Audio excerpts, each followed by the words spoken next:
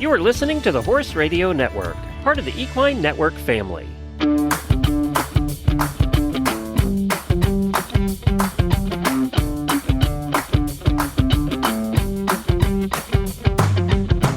Welcome to this episode of the Business of Practice podcast, where we focus on the business and human sides of equine veterinary medicine. In this episode, we're going to talk with Dr. Gimenez Husted about preventing barn fires and how veterinarians can help their clients recognize risk. I'm your host, Dr. Amy Grice, business consultant and former equine practice owner. The Business of Practice podcast is brought to you in 2025 by CareCredit.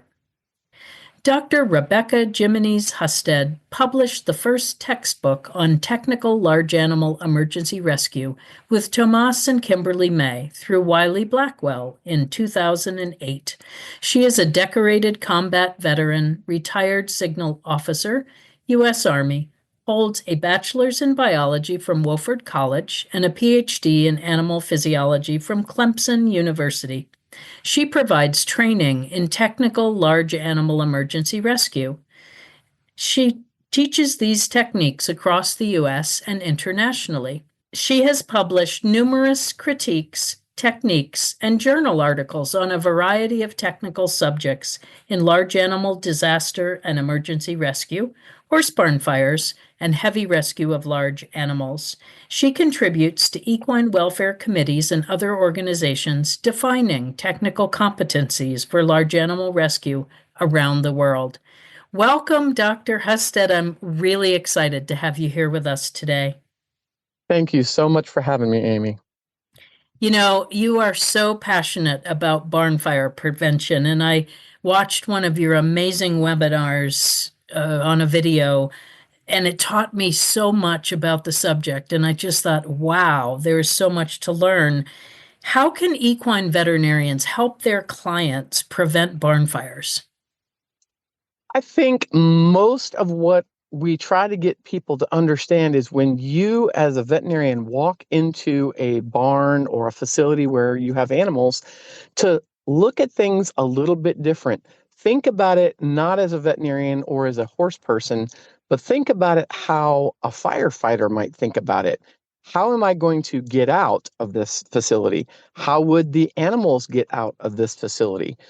What would I do if there was a small fire? Is there a fire extinguisher that's immediately available, well marked, that I can reach out, grab, and use? Is there ways to get out of the building that are really easy to use?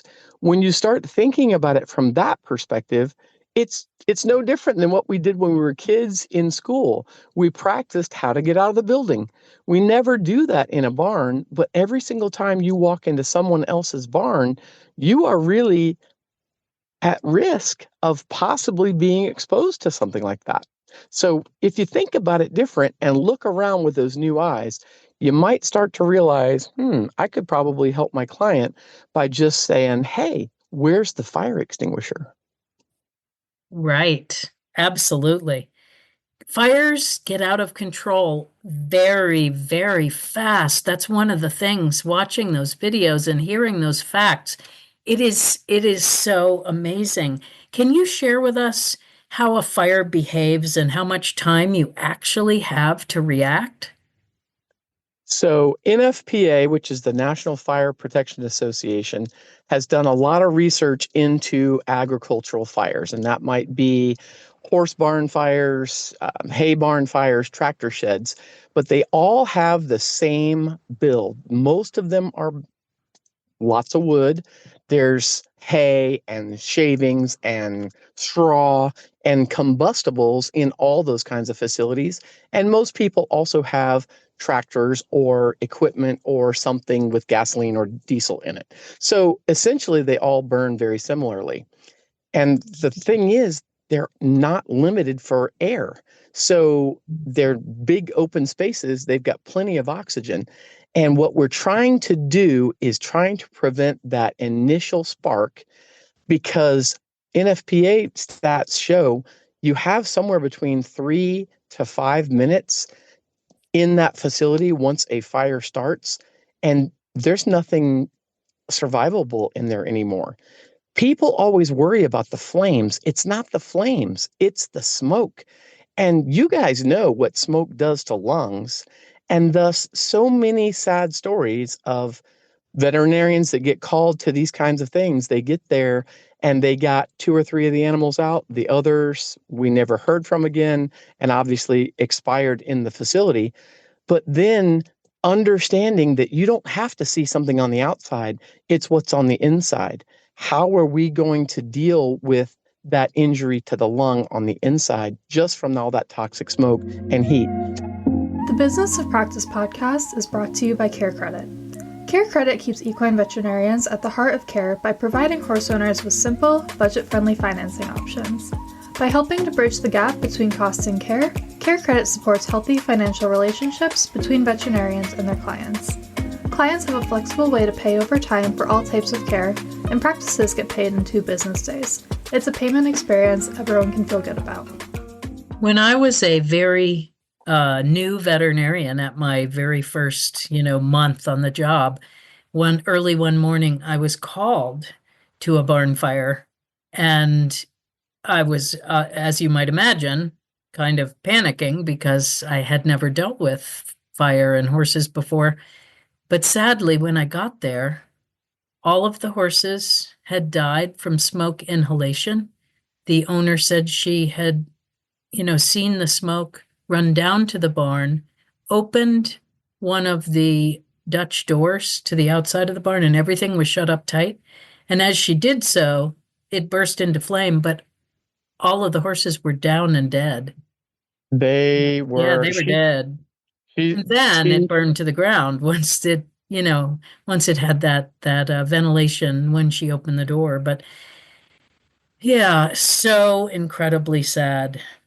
that is a story that sadly gets repeated time and time again. Mhm. And that really comes down to, if we understand, so many people I talk to say, call the fire department. And you should call the fire department. But when they understand that most of the fire departments that are in rural areas have response times from 7 to 12 minutes to get there, much less to set up to be able to fight the fire, rescue the animals out of the facility, they start to realize that actually, if we're going to save anything, they have to have a plan. They have to have a run out plan. They need to have, the most important part is, if you really want to get a horse out of a barn that's affected by fire, is stall doors to the outside wall. In other words, you don't have to go into the interior aisle. You can reach them from the outside door and put a halter on them, lead them away, or put them in a paddock, or put them in a pasture to be able to get them away from the toxic smoke and the flames. And sadly, a lot of horse people don't get those secondary doors because it's expensive. It adds to the expense. It's how often do we use that? If people live where there's snow and ice and mud, wait, that's everybody. What are we going to do when the snow and the ice and the mud gets behind the door, and it's a maintenance issue and all those things? And I understand that. But if you have a door to the outside wall, you have the chance to get some of them out. And sadly, once there's smoke inside the barn, some even people have died trying to go back in and get animals. They don't realize how dangerous that toxic smoke is. And it is. What are some of the most common causes of barn fires? I mean, one of the things that I see, are fans, or when I was still in the East, a lot of fans with a lot of extension cords and lots of cobwebs on the fans. But what are the things that you see? What are the most common causes? You're all over it. It all is electrical causes are the most common things. And part of that is, the barn is 20 years old. The barn is 30 years old. Maybe it's brand new. And you told the electrician, hey, I need a barn with an electrical service for a barn. Well, the average electrician says, oh, well, a barn, I mean, they need a few lights. They're going to have a fan or two. Maybe they have, the electric clippers. They don't expect horse people to have a sauna They don't expect them to have all the things that we have. We have dryers and washers and dishwashers and all the other appliances and those kind of things in our barns now. That's normal. And if the electrical service is not set up for that, you're always burning out the circuits. You're always having problems, something fried in the system. That's telling you, hello, we need have better electrical service to be able to support the need that I'm trying to do with my barn. And the second thing, of course, is separating the quote living space, the whatever it is, the tack room, wherever you have all those appliances needs to be separated from where the horses are. And what that means is you have roll-up doors that are fire rated. You have walls that are fire rated around that area so that if the fire starts there, you can realize there's a fire because you have some sensor, some smoke detector, some heat detector, some rate of rise thermal detector that isn't just a local alarm. It has to go to your phone. It needs to be hardwired to the fire department. So many of these fires, Amy, start at like 1 o'clock in the morning. Something burns out and there's smoke and flame, and people realize it an hour later. And the barn is already on the flames have exteriorized, the things are dead. Yeah. We've got to catch it early. And the way we do that is, yes, it's difficult to have smoke detectors in the barn portion with the horses. I understand that. There are things that you can do. They do exist, but they're not $14.99 at Walmart. And it has to be in the area where the threat exists, where the electrical exists. And of course, where people are doing things like using a dryer. Dryers are notorious, even in homes, for starting fires. Yeah, absolutely. At Rhinebeck Equine, we had the hardwired, smoke and heat detectors. And more than once, we would have an intern making popcorn in the apartment, and the whole fire department would show up. But boy, it does, they showed up quickly. And it was a very, very loud alarm. And I'm glad that we had it and have it still. What do you consider are the top 3 things that folks should look for when they look around their barn and want to make it safer, or things they could add or things they could do? So it all comes down to having a organized response. And the way you do that is you're able to detect whatever threat. So in this case, that would be smoke and or flame, which means in the areas where you have the electrical, you have some kind of sensor. Normally, I tell people, yes, you can get them at Walmart, but I would get somebody to come down and give you a quote on a more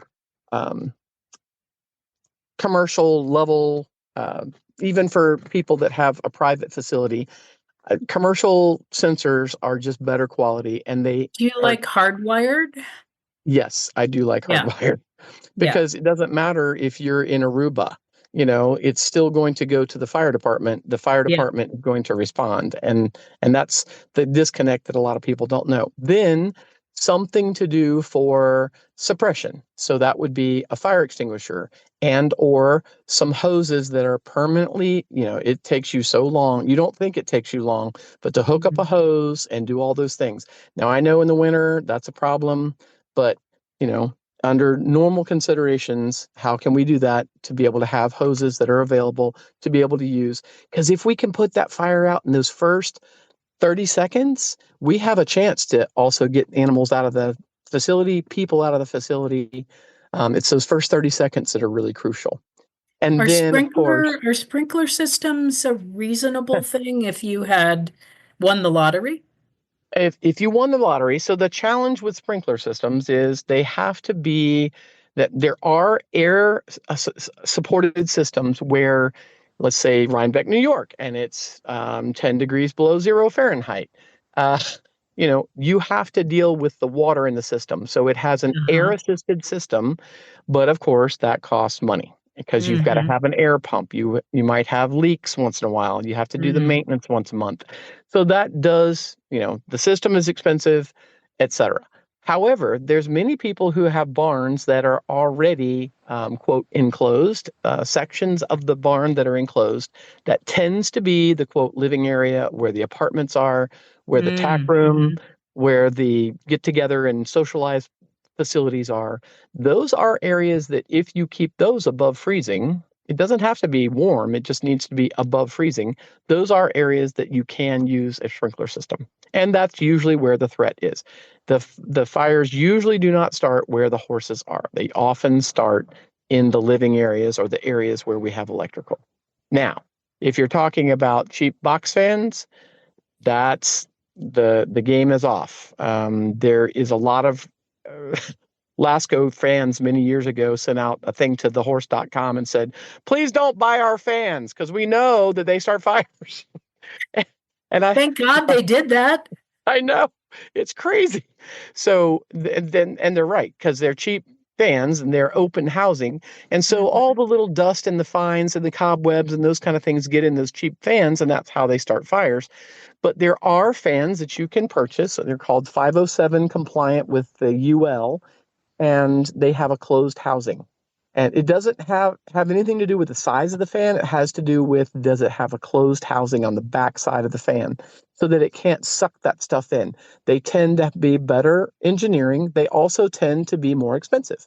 You're talking about $100 or $150 instead of $12 at Walmart. So, sometimes we get ourselves in trouble. And what many people have done when they realized this was they all got together with the boarders in the barn and said, hey, we're going to make a bulk purchase. Everybody gets a fan. We're going to get the better quality fans. We're going to stop using extension cords and these kinds of things because we understand that that really is where the threat comes from. So do they put basically an outlet at each stall for the fan?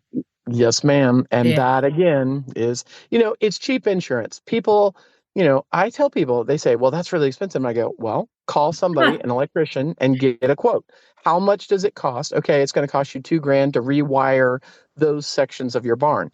Well, how much would it cost to rebuild your barn? And, people go, what do you mean? And I go, well, and you also ought to check your insurance, because over time, we all know what happens. You get the letter from the insurance company and it says, we've changed some of your, considerations for your insurance. And nobody ever reads that stuff, and nobody is a lawyer, so we don't read it. And over time, what happens is what you think the insurance is going to pay for your barn when it gets destroyed is very different from what you actually get. And I have heard too many stories of people who lost a barn to fire or a tornado or whatever, and they thought they were going to get the, ability to rebuild it, the money towards that. And it came in 10%, pennies on the dollar of what they thought they were going to get from that insurance. So that reminds all of us to take a look at that too. Wow. Yeah, I don't pennies sell on the insurance, dollar. but I'm going to tell people. Absolutely. Yeah, because if you built it 20 years ago and it cost you $100,000, how much would that cost now to rebuild? It Oh my might be $1 goodness. million, Yeah. Yeah, 5 times as much at least. Yeah. Is there anything else you'd like to share with our listeners today? And can you tell our listeners where they can learn more? They can learn more by looking up my last name, Husted, and Barnfire. You will find it. There are AAP presentations, there are publications, and there are some free webinars about barn fire safety. I've got them all over YouTube, and I'll send you some of the links to those ones that I also suggest. But to me, the biggest thing that all of us can do is take a really hard look around our facilities and think about it with, how would a firefighter do that? And the easiest way to do that is to call your local fire department, have them come to your facility. It costs you nothing. Ask them to do a pre-plan. We do it for every single commercial structure in our jurisdictions, but we don't do ag. Most of the time, these facilities fall into the ag jurisdiction. If you ask for help, they're not going to send you a ticket or a tax. They're not going to say bad things about you. They want to help. I'm a firefighter too, and I do these things in my community.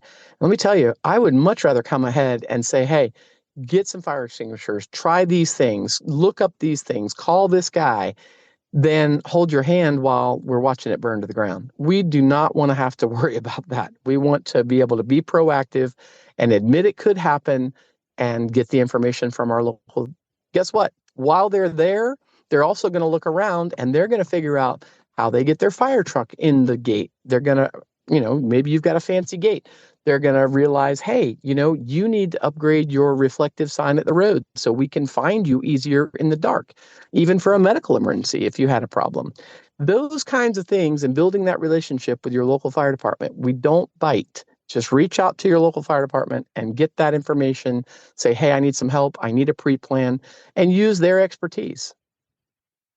That makes so much sense. And how many farms have a gate code? Wouldn't you kind of like the firefighters to have the gate code? The firefighters will get in, but your gate Yes, ain't they gonna look will. the They same. may drive through your gate. Yeah. At But the very least, they're going to get out and cut the locks or cut the system and break in. We actually did classes on that. Yeah. Oh, thank you so much for joining us today and sharing this critical information, Dr. Husted. It's so important. And to all of our listeners, thank you for joining us for the Business of Practice podcast. And a big thanks to our sponsor, CareCredit. And to all my listeners out there, be brave, embrace change, and help your barn owners make sure that their barns are safe.